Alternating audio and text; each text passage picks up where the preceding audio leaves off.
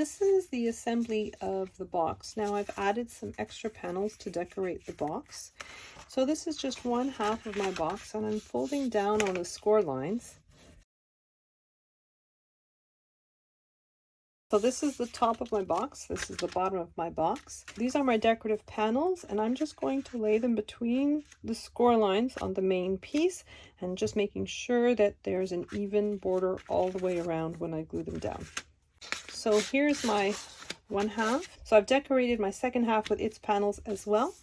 Now there is a tab in the center of these two. I'm just putting glue on that tab, and then I'm just going to shimmy my second half up to the score line on that tab. I want the edge of my cut line to be right on the edge of the score line, and I want my score lines up here to be even with one another.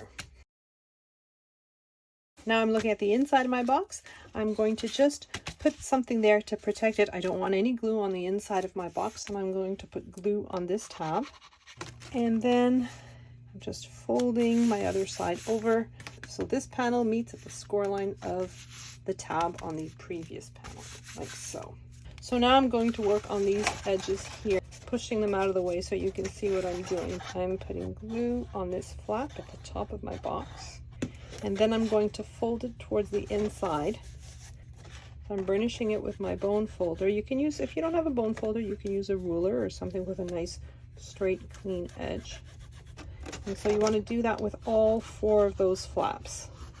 So now we're down to the bottom of our box. So we have these panels at the bottom that have the wedges cut out of them, and then we have these panels that are full. Normally the front of your box should be a full panel. I wasn't thinking when I put down my elephant, I want my elephant to be at the front. It's really not a big deal, but try to put your decorative piece on the panel that has the full bottom, not on the one that has the ones with the wedged cut out. I'm going to flip this over, and I'm going to take the one of the panels that has the wedge cut out of it. I'm going to cover it in glue, and I'm going to fold it downwards like so. And then I'm going to bring up my other panel. I want the edge of the panel that I just folded upwards to be against the score line of the panel that I just put glue on. I'm just putting glue all over the bottom, and I'm just folding this flap down. The edge of the panel that I just folded down has to be right against the score line on both sides. And if you have that, that means that you're going to have a box that is nice and square. So I put glue on the bottom yet again, and I'm just folding the last panel down. And again, I'm making sure that the edges are perfectly lined up. If you can use your Cricut scraper, you can actually cover more ground. Next, we want to make the lid to our box. I'm going to fold down and burnish all my score lines. So I have my base layer, and I've done some embossing in my embossing machine on the top layer. And I have decorative panels for the edges too. I'm going to glue the white layer down to the pink layer and make sure that I have an even border and glue everything down within the score lines like so. Now that I have glued on my decorative pieces, I'm going to put glue on each one of these tabs that are in the corner. Fold my box down so that it forms a 90-degree here. So I'm just putting glue on all of those tabs. I'm folding the sides together so they create a nice corner. So you want that cut line to be right up against the score line of your tab. So make sure you do that for all four corners.